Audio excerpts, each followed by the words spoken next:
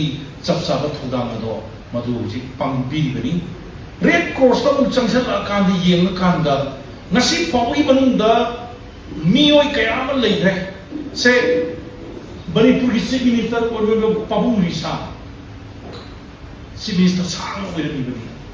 MP ꯁꯨ ꯑꯣꯏꯔꯝꯃꯤꯕꯅꯤ ꯑꯗꯨꯒ ꯑꯩꯈꯣꯏꯒꯤ ꯁꯣꯁꯥꯏꯇꯤ ꯑꯁꯤꯒꯤ ꯚꯥꯏꯁ ꯄꯦꯇ꯭ꯔꯣꯟ ꯃꯦꯝꯕꯔꯁꯨ ꯑꯣꯏꯔꯝꯃꯤꯕꯅꯤ ꯃꯥꯁꯦ ꯑꯗꯨꯕꯨ ꯃꯥꯒꯤ ꯃꯥꯏꯀꯩꯗꯒꯤ ꯑꯩ ꯏꯁꯥꯃꯛ ꯌꯥꯎꯖꯔꯒ ꯆꯠꯆꯕꯤꯀꯣ ꯑꯗꯨꯕꯨ ꯀꯩꯁꯨ ꯊꯣꯏꯗꯣꯛꯄ ꯌꯥꯝꯅ ꯀꯥ ꯍꯦꯟꯕ ꯀꯩꯁꯨ ꯃꯇꯦꯡ ꯄꯥꯡꯉꯛꯈꯤꯗꯦꯕ ꯑꯗꯨꯗꯒꯤ ꯃꯃꯥꯡꯗꯁꯨ ꯃꯌꯥꯝ ꯑꯃ ꯂꯩꯈ꯭ꯔꯦ ꯑꯗꯨ ꯁꯨꯞꯅꯒꯤ ꯑꯣꯖꯥ ꯃꯩꯅꯁꯤꯡꯅꯒꯤ ꯃꯇꯝꯗ ꯑꯩꯈꯣꯏꯅ ꯌꯥꯝ ꯁꯥꯡꯅ ꯋꯥꯔꯤ ꯋꯥꯇꯥꯏ ꯁꯥꯖꯔ ꯃꯇꯨꯡꯗ ꯃꯥꯅ ꯑꯩꯈꯣꯏ ꯏꯀꯣ ꯚꯦꯟ ꯑꯃꯈꯛ ꯑꯩꯈꯣꯏꯗ ꯅꯈꯣꯏꯒꯤ ꯁꯤꯖꯤꯟꯅꯅꯕꯒꯤꯗꯃꯛꯇꯅꯤ ꯄꯤꯕꯤ ꯁꯤ ꯅꯠꯇꯕ individual lanai mioi amaknaga iko bien amaga pibiba aduna tan nasi phabu manungda red cross ki awaba red cross ki activities mayam singsda karigu mama phau kanam ta tokthi si yenbiu sigi ambulance tare piba hebse amte yin to piyoba si aina yamna ka hena maman tuman ga thidra singthar wi wana te ko sir bimol gumanupa mana honorable MP mana Indian Red Cross Society Manipur State Branch ki tokai में लेनी पर district branch की volunteer में हम सिंगा मागी capacity दा मागी बथों मंगम सी चप का कायदना मागी पांगतो बजे लुई उई उवस दा करी तो हम थोपके सी गी आई कहीं तंग तोड़गदी हे न volunteer सिंसी थवाई देनी यावनी को है बा वाकल सी न मांजिन थार कांदा आई को ये अवार पसी करी मारी सी आई सारगा तोय न फमी नहीं नोमसु साना निगम तागी मतम दुदैदा कौबी रक्तना आइगा याम चिक न वारी सार मतुंदा सिगी pot मयाम सिंगी तपना कोइरखिबनी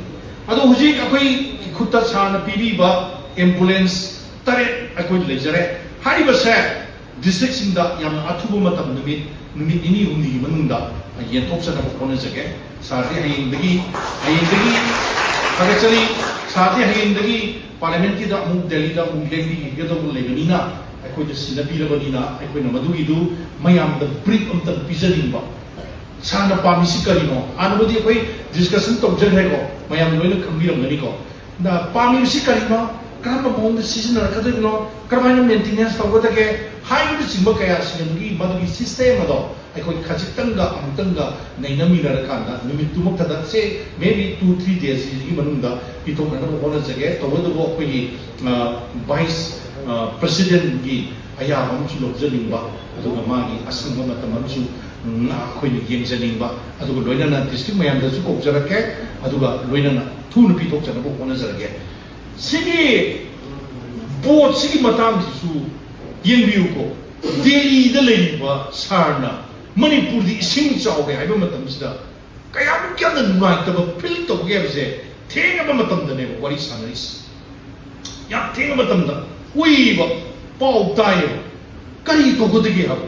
red cross da to iba thodang mayam sing si uru ra kan da matu da kari mu aina supplement khati tang to ga mateng kitang ka pang kan da di he na volunteer sing na miyam gi akho tabak si ya no to yani ko ji khallu buduna maram mar kan da sigi posi he bought ani sidai di yaw hi life jacket yaw re ko adagi akoi ring yaw re adagi magi phampak yaw ri sidai do ui si ba ta sidai da akoi phampak se hapu ki ne hapa kanda ahlu ba mayam sing adu pham ba het ngai ba adi posing thaga in ba adi ek thanga pa makha da di ising duna sauri bani ising duna so la ge so la ning da por ka du asigi pham pa su pham ba ga di madu pharak du ne ba sigi por se aman da het si ta da ge refri bo het yaw ge sar le bi ga ko de si khushi da do yu ba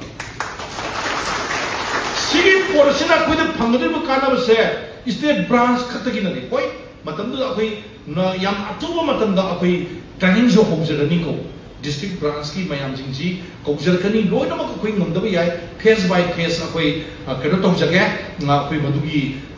kari hai training tong jage aduga akoi gi state ta su list ma thum jagani singai mi do adugi du yam thuna hoina training tong jarakan da yenbiu kaksing da khudong thibam the hai si masi pau he phang ba masi mobile ge matam ni second mai manung da lo yo ngak tani adu tadi akoi sai lei ba kano kaya train tawba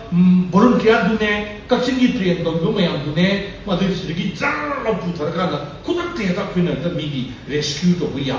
thawwa da thwe kudak te te yosan biya aduga bisnupur da thwe kudak te yosan biya se handak ma tasing har kanda senapati de mi si biya idune yam bimam zagi dal adubu singi lamnina hi thobongi khudung sadaba leirabdi yai amamu ale omure madugi dak mathau ta hal leiragadi state branch asina kudak madugi emergency oibo mongda madugi tim mama sema kanda madugi thabak mayam sindo madu pangtok chana bagi damak ta pe training su tawna na bokona jarage haibasi wafam asima thamjage makata na aina sada thamjani base miyo bagi akoi apien bellei apien bellei akoi to badu infrastructure gi matanda adagi akoi darkar le bot mayam sinsi awat pangakani sa nasib phagum da kanatana pwede mating pang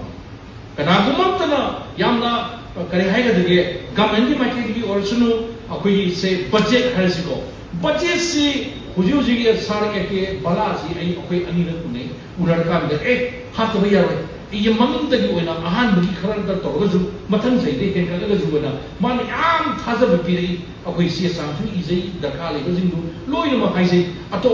state तदी सुमाइन UPI पिक्रो ल पीरी अतो B state अदो कोई ना हाइजब से हंदक ती सोइना हापा गने ना आसा तो बनी अदो हापी रखिना अदो ममांग दले रंबा गवर्नर तो रजू याम न थाजा बपीरे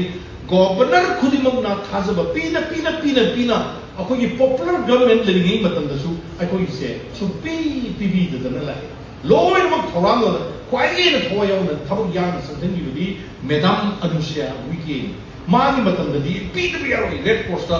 बच्चे ता हाप तो बियारो यदना मतन इकला कांदा ऑनरेबल सीएम की थोंजिन द पल ले हो सी यमना सी सिंग हाइदो बई वारी नि को से सी अखोई न ताना मदा अब तंग उनगेना last hour da pausi matang finance ke ri pira kanda adu to posi le re hal kanda da adu da pallaga dum le hore adu na khudong sa basi hoji phawdi le bani sa adu na matang da ai suk da madi madu matam mama lakani soidina madu gi apai budget tri da apai khajit to or maming tagi warsu yawo ngamakani habaji ma thajaba tamjage sir akoi si godown le ki sa asi akoi godown सिगे गुदाउन से अखोई थमी त्रिपा गुंबा अखोई national headquarter दे PB रे पखर थमजरी सा अदो हाइबो Porsche उची बकुर ओइले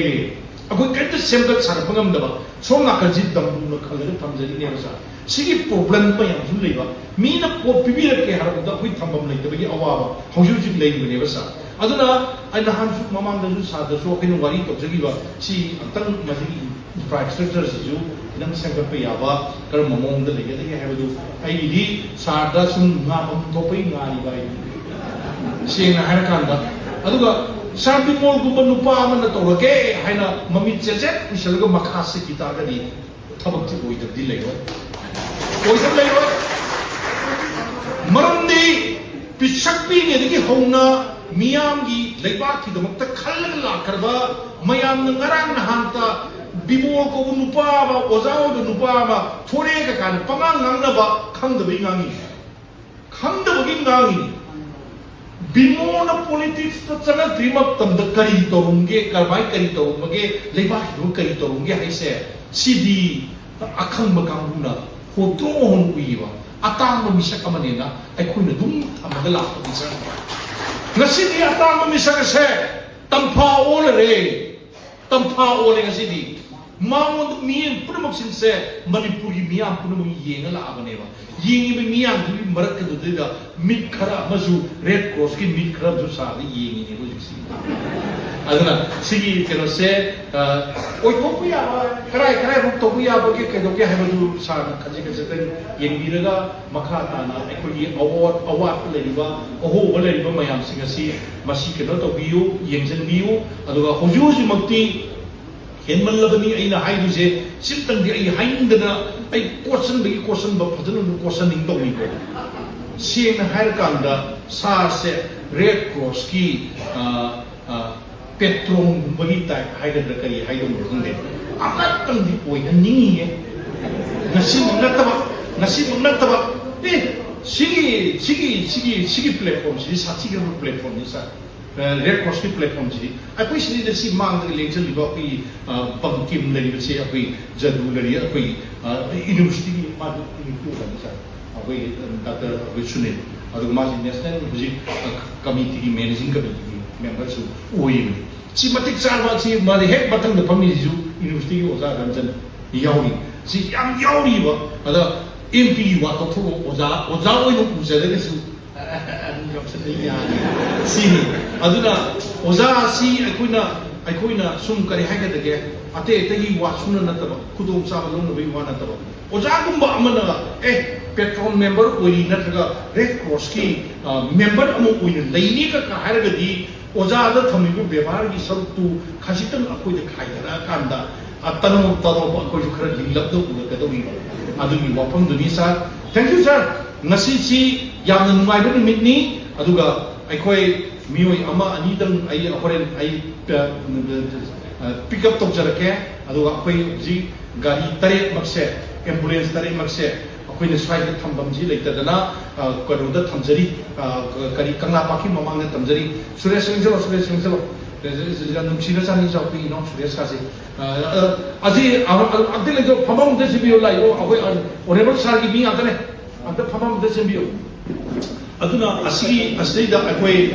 photo session of the tokjage punna mayam yen thokri da punna tang tokjahoge aji masigi timing jo hore kandari lokjage thank you sir the sarna ngasi honabi ba aikodi yemgiri ba se masi aikoina nukti yiningjari isor aduna aikoida thokjam birakdana masi oithokpani haina khanjage aduga loina makha tarpatasu sarna hena aikoi bukai to birakani akoi lamjing birakani aduga akoi volunteer mayam singasida anu othona happy gani haibu wapam asi thamjabga loina sarna kai amana 자, kita kakabyo. Foto naman naman no.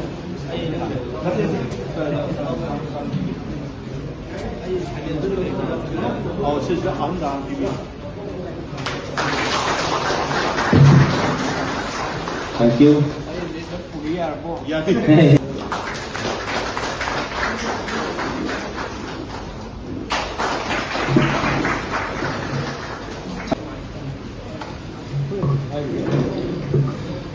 But Makata Timbiriba ili chapon pu kai kunu seri sunkromjeri luga daisa Pambiriba Red Cross ki chobo thuga nobi bayamba so kai kunu jeri alaman Timbiriba na amuk suain haizaba duni ai ngasi su wa se tarakanda akhoi gi Manipur da khalakada wa khalon adu ana ingon da paknau pale Mimola sumaya option gre Red Cross ya du taure Congress ki hoi gre amma taure na tawrakadra haibo kya imonda ching na bam poem aduna MP na piri ba ko se ai gi paisa na pe bunati mi gi taxpayer mayam na pira kanda sarkar gi paisa MP decision na ba pira pune paisa se ai gi personal Nate Koi role the political leadership, executive and legislature akwai the labor roles the Karmaina Mafam Sana Kadai the Kamaitong season raga Kunai Gimusung Lepak Pabo the gay Haina Kala the season of Dukatan Baduki decision loan bogi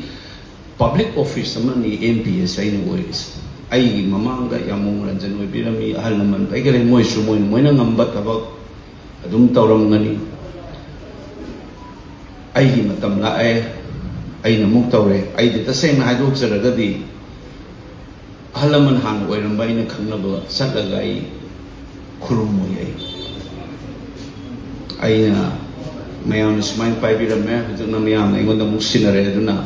ai sei manga sai gi tawum topudo mongol na tawjage yamong na traga tanda kaka mongol pibio sai loin khurum me ba halaman sing da podcast tunda aduna party ki mi enga be mona du tawre na yeng lakkana bani ina hana wamang yan jaraisi ani subada masikai gino da yamna chawba lekai ki club na tawba volunteerism mamangi function da so aina Red Cross pirak pudi marams aina sabit panjaram idune मरम अमा लेदना vision अमगा लोइनरा सागोनरगा आइना red cross से support तौबेना तौरपन state हाइबम लेरे लेंगाक हाइबसिना सरकार आइना तौरिबसिना मथक की top down process को खुनाय अमगी कनो तो निंथौ पालिंगेदना कोनुंदगी निंथौना तौरपा नत्रौजिना सरकार ना तौरपसे टॉप डाउन अप्रोच कर खुनाय अमा हिंबदा अखोगी बॉटम अप मियामदगी सिटीजन अममना तौगदबा मागी एक्टिविटी मागी मथौ अमसुं कम्युनिटी अमना तौगदबा फैमिली अमना तौगदबा हाइलिबा एक्टिविटीज मयाम से इंडिविजुअल सिटीजन अमना मिचम प्रजा अमन तौबा मागी मथौदा माना पांथोकलिबा नुंगानबदगी नुंदांग मौगा पांथोकलिबा मथौदा इमुंग अमना मसा मसु सेमिबगी मथौदा नत्रगा लेखाई मना क्लब न काइना सिलेबगी मथौदा से खुनाई दुगी हिंगनबा ऑर्गेनिज्म अम हिंगनबगी एक्टिविटी नाकने मसीगी एक्टिविटीज अमा हेक सोंदरकबदे यारोगल सरकार इन स्टेट द उंगी इंश्योर सिटीजन अमगी क्वालिटी अदुग मयाम से मरी लेनबा ngaktene सिटीजन अमगी क्वालिटी सेमनबा होटनाबदनी लारिक लाइसु कमाई तमनगनी फ्री एजुकेशन कमाई तमनी हेल्थ केयर पासिन स्टेट न प्लान तौरिसिंग सगी इंडिविजुअल सिंगसी कमाइना फनगदगी सिनेबा कनदा बिल्डिंग ब्लॉक ने हक्सांग अमगी बिल्डिंग ब्लॉक हाई तारे हक्सांग द सेल अमम यावरि स्माइना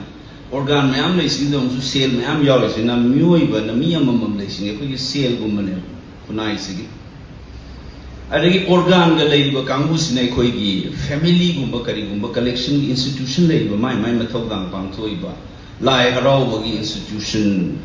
युम अदगी लेकाई गाना लेइबा सिन साइगे organ मैम से organ मैम से पुंचल कांदने बा संसार खतंग Sao लेइबा दुमाइना लेइबा मरपुदा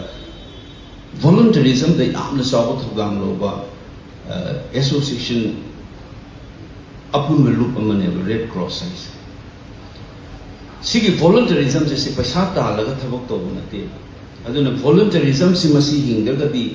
leipa ki asuengam yorpa ama to da state kisu agoi NDRF lady ama lady se disaster thorok matamda moi khakna ta moi su moi mathok to doing aduga voluntarism da su yum phomar kan da lekai ki club na to yawi number 1 khunda lan tare nyang da khunga ko ai si da mayam su kan bom change ahamba front line da thenri se magi khundu ki mi du na ne ngang du aduna ngasai gi adumai to duna ising kai e lekai du gi kanu na magi thenri ba imung manu na to da lekai du na magi first responder ngak to oi bne adun leipak ko ina to pana mathak ta kitang lakan da voluntarism la pasina organization state level la lebisina mu yoro the red cross na ina important or is na sa ina mamang da haije dun group am thor ko matam da formally kayam ko ina lega da bu no karamba group no kana na kai do no haibagi port ki clarity ki voluntarism ki the dedicated tor ga lebo organization ina thira ko matam da di red cross ta ne Red Cross Hive said international movement amagi makhada lakibo organization is. Mapang buding makta leidaba po ni internationally malem pumana sakhang naba organization amagi Manipuri branch nas. Highly basa. I wonder no aiza bang mapoki se kay da. Malem pumbagi samsthan waisunu natraga institution waisunu Manipura busang di thok pa men ta tawi haibagi port amali. से CBI से हाय CBI से आता थी थबक from bye Manipur संदर कांड दी के no में तो ओन मनी से आई ऑर्गेनाइजेशन इन खंग बयाम ले बा मोय की कल्चर बाव मणिपुर संग मधे तो ओन ने मोय दो मणिपुर इन चार्ज इन थागी मिजी मतंग हम लो तुम कोई न थादोर के सीगी लेरिबा मरक सिदा आइन उजबदा Red Cross Society Manipur branch अदुगी लाइना से चूदबदो नाइ ऑन द फावर हाइबदी ngasai मागी voluntarism से committed होइना तुम थबक तौबगी तौब म उबा अदैदा आइना प्रोजेक्ट community की urbanization थुलकबगी करी की थुलक मसिना कोई हानगी community की sense लेरम करी का से काइथरक आइना सुन ममांग द वरी लिजर ब अखोई generation अखोई मथक थोंगसिनो ngangan उहोबो को luong khongdong to e angang nupi msasing lesabi msasing hijrang pairaga insang sembal lakwa amato balakwa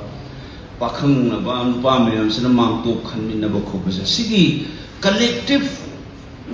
community ki life se ꯑꯩꯈꯣꯏ ꯃꯁꯤ ꯀꯥꯏꯔꯦꯕ ꯍꯧꯖꯤꯛ ꯀꯩꯅꯣ ꯃꯁꯤ ꯀꯩꯅꯣꯅꯤ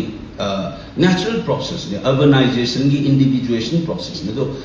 ꯍꯥꯟꯅ ꯂꯩꯔꯝꯕ ꯀꯝꯃ꯭ꯌꯨꯅꯤꯇꯤꯒꯤ ꯂꯥꯏꯐ ꯁ꯭ꯇꯥꯏꯜꯁꯦ ꯃꯣꯗꯔꯅꯤꯇꯤ ꯑꯃꯁꯨꯡ ꯃꯣꯗꯔꯅꯥꯏꯖꯦꯁꯟ ꯑꯔꯕꯅꯥꯏꯖꯦꯁꯟ ꯂꯥꯛꯄ ꯃꯇꯝꯗꯁꯨ ꯔꯤꯏꯟꯚꯦꯟ ꯇꯧꯕ ꯑꯅꯧꯕ ꯁꯛꯂꯣꯟ ꯑꯃ ꯂꯧꯔꯒ ꯄꯨꯊꯣꯛꯄꯒꯤ ꯆꯠꯅꯕꯤ ꯑꯃ ꯃꯄꯥꯟꯗ ꯁꯦꯝꯅꯕꯁꯦ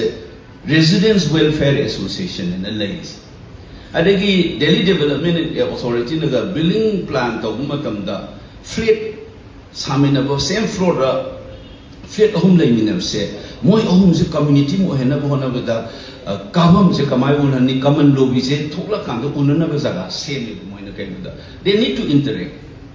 interaction tꯧꯗ꯭ꯔꯒꯗꯤ community ꯑꯣꯏꯗ꯭ꯔꯒꯗꯤ building ꯁꯦ ꯀꯅꯥꯅ ꯍꯌꯦꯡ ꯌꯦꯡꯁꯤꯟꯒꯗꯣꯏꯅꯣ ꯑꯋꯥ ꯑꯅꯥ ꯊꯜꯂꯗꯤ ꯑꯗꯨꯅ structure ꯁꯥꯔꯤ ꯈꯨꯗꯤꯡꯁꯦ ꯃꯣꯏꯒꯤ ꯁꯤ ꯑꯩꯅ ꯃꯃꯥꯡꯗꯁꯨ ꯋꯥꯔꯤ ꯂꯤꯖꯔꯝꯕꯅꯤ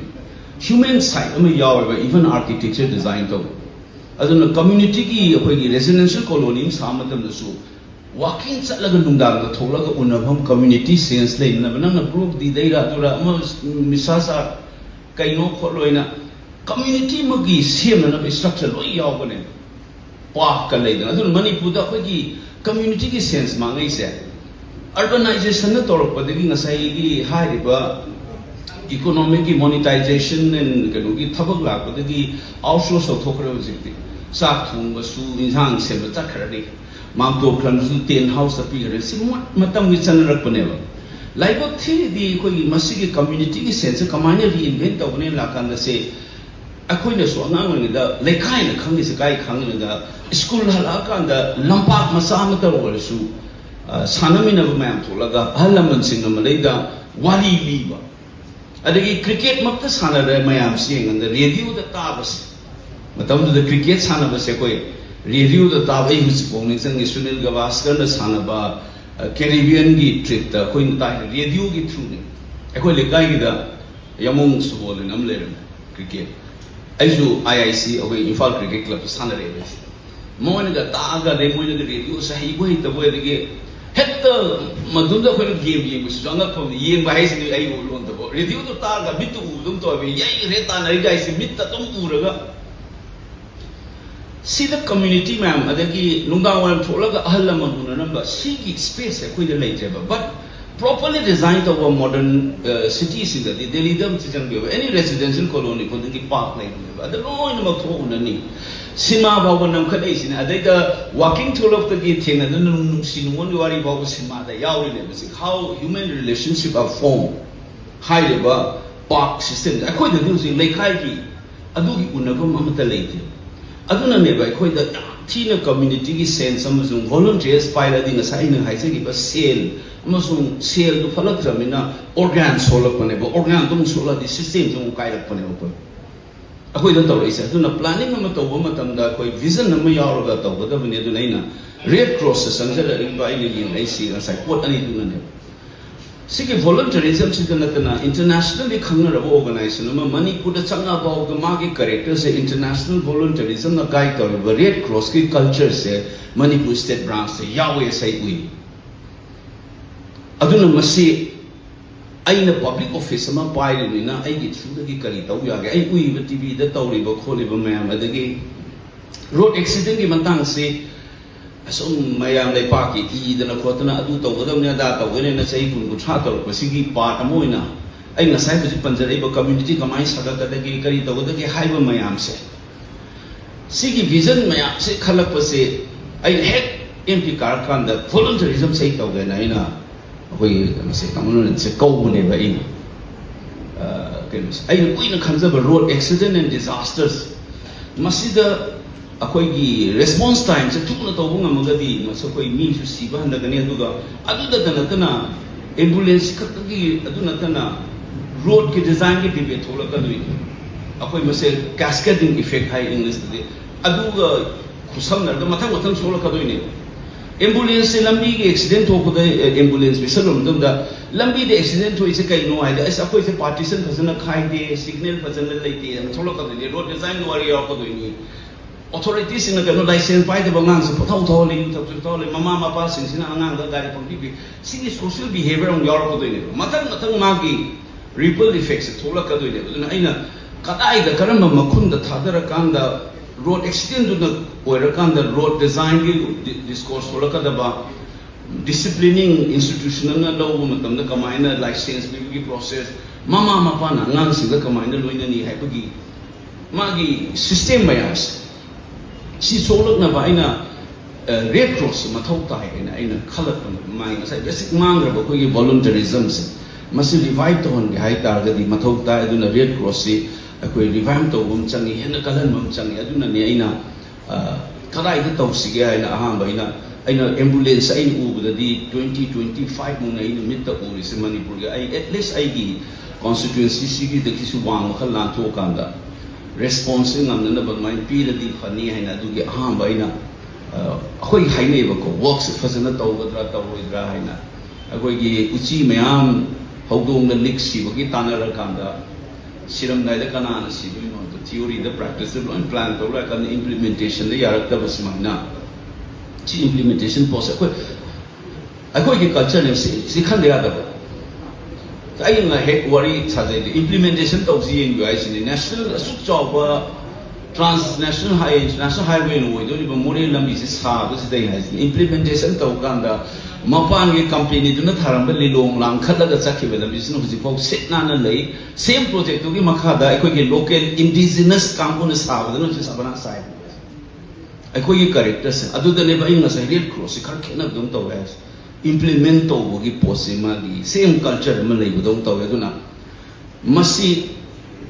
ba face thazala ga kamaina ai yamong ni mai so ai wari sa implement kamain to ya ga de du hana trial ne yin se na tariat che hana to ga makha ta se kadai kadai de mp fan khat na tra su kadai de lo go ya ga kamain to ga red cross gi fully equipped equipment jaw ga ne posi yaro adudagi hogi ba poni ambulance aham da ina red cross contact tor ani su da handa ku bune ai khang de ba si ga si loi leram do ma le bai wakhanda are da handa ki flood thok ba da red cross kan bu su ku ba nyam no budi advertise to de red cross ai khang awe ba ko thabak ti taw bu de loi tai social media da ke yu de u da ga su dum thabak taw de ai na mi khang mo yaw na chi le ba dum na are da ina masi he is a labor leram da bane ba the best equipment masi makhan leba home sulai amusulai ngaina best of the can say SDRF ki NDRF ki mi ga se ko yum da wari sai ba masi equipment jim tang se kari no ina briefing lo kan da best equipment oi ba khara pha ba quality ya ngam ga na khwai pha du na ina ngamoi da bor na du na tra ka su ek game ba se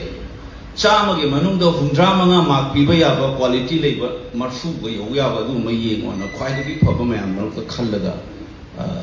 lo bu ne ba ani si ma han trial na dai da life jacket tra manga yaw bu ni asida adagi phone na ba sina mari da manga yaw du ga asigi life buoyancy ring lam na ba sina ni pan da kai mu su bu ne du ga platform kari kra se yaw ne sida machine ha pa ma ai yeng me ba kitang tang ya du ga si trial lo ga di machine sina mo ai yaw ai se fire brigade department da leiram de ba mo da ani khle bum taw sini itak ilai yaw kala gam da di machine da kar ba yama engine yaw ma mo ge mai na lei bo se mo de already hana season na ba hai ro ni na ina mo de wa le har mo su first responder ni ke no se fire brigade so mo de su aina hi ma mo ge da machine yaw ma ina pi ba le ba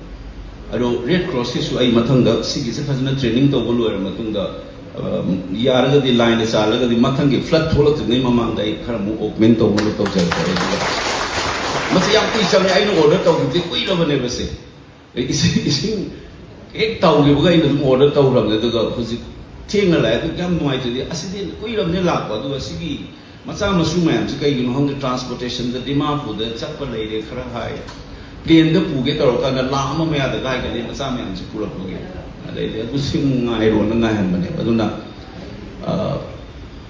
red cross ki da ina sigi visa ismaina na sagi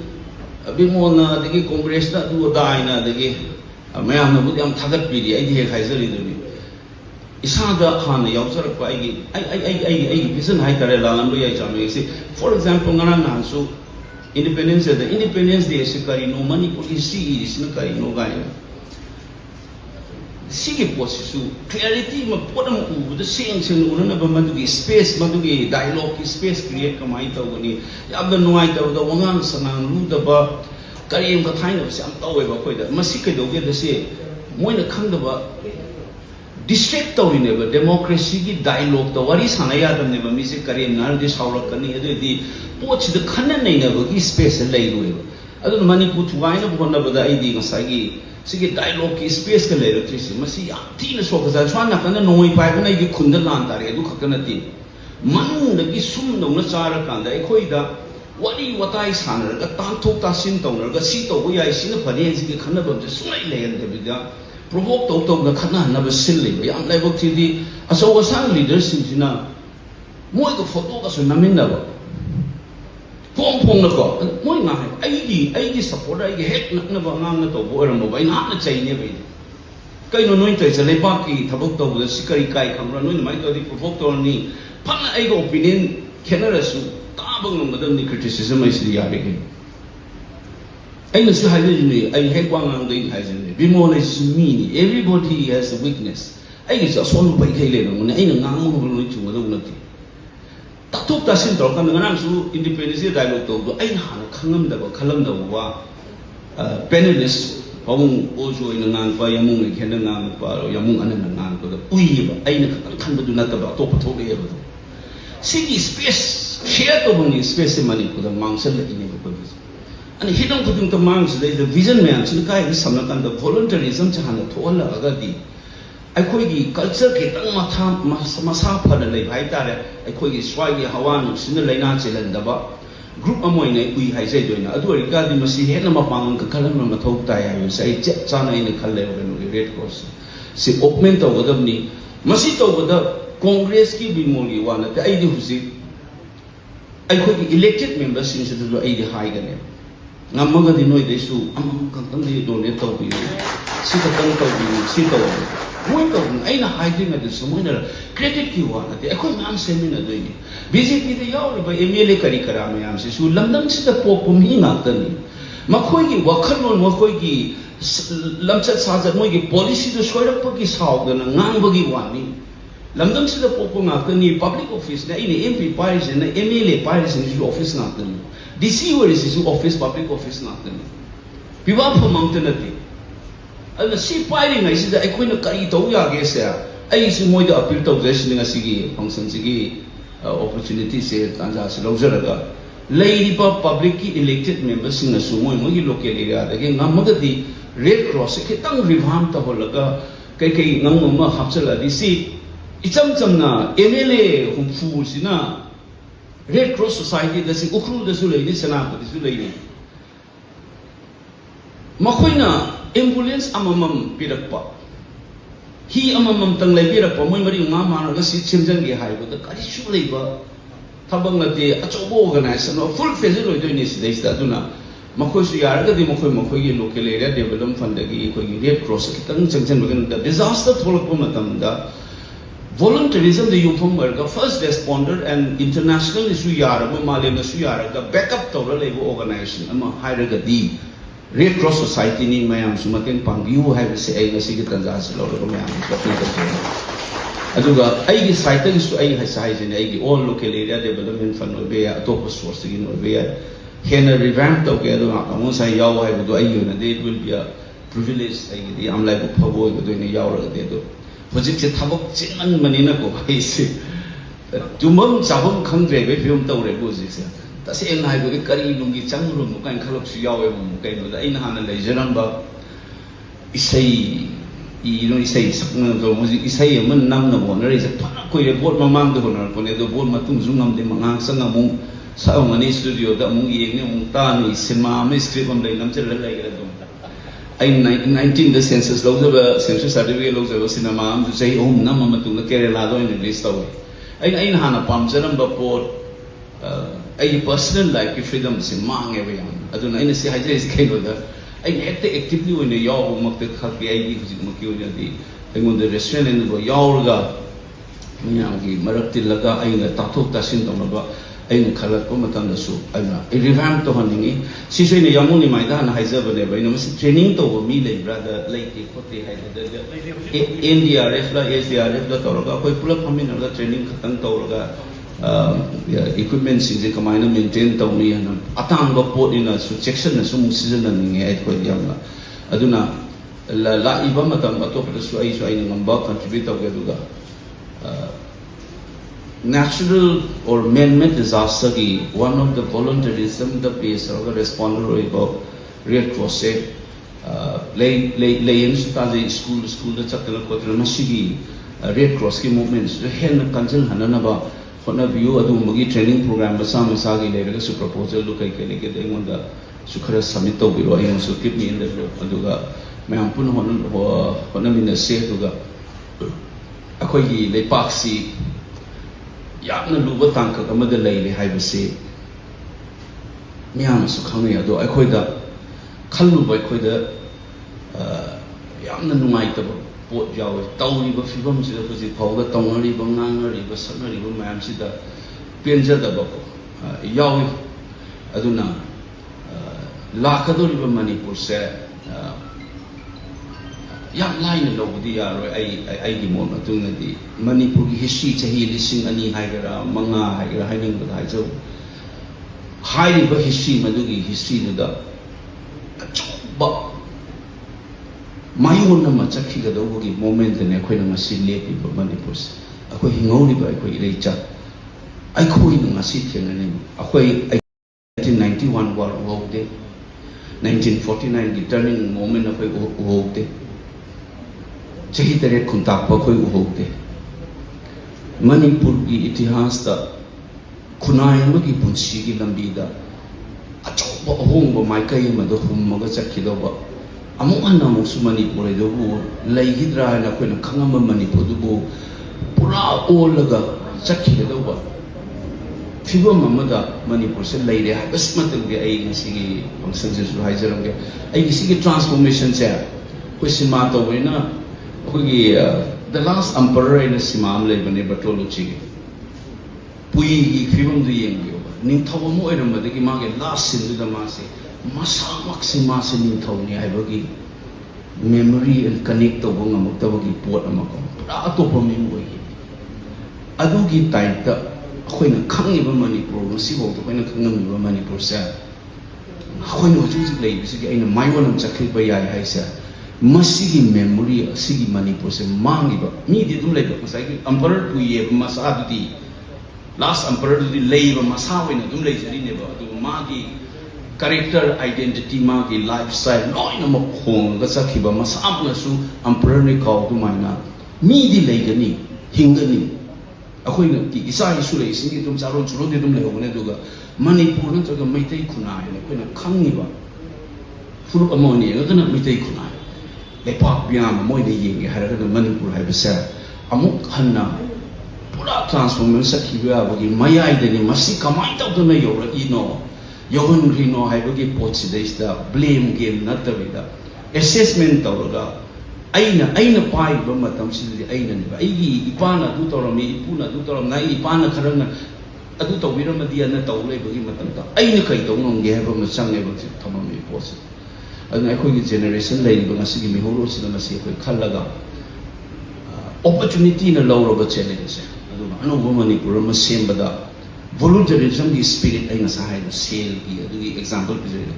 सिगी volunteerism की spirit से मसी अखोई की culture literature अदुगी अखोई की economy semilon अदुगी literature and culture की लेने बा इचिल सिगा volunteerism haibisina yosabi makhong ahum saraga akhoi manipur se hingna bhona ga dabni haibisa itham jara ga insaida yetsinja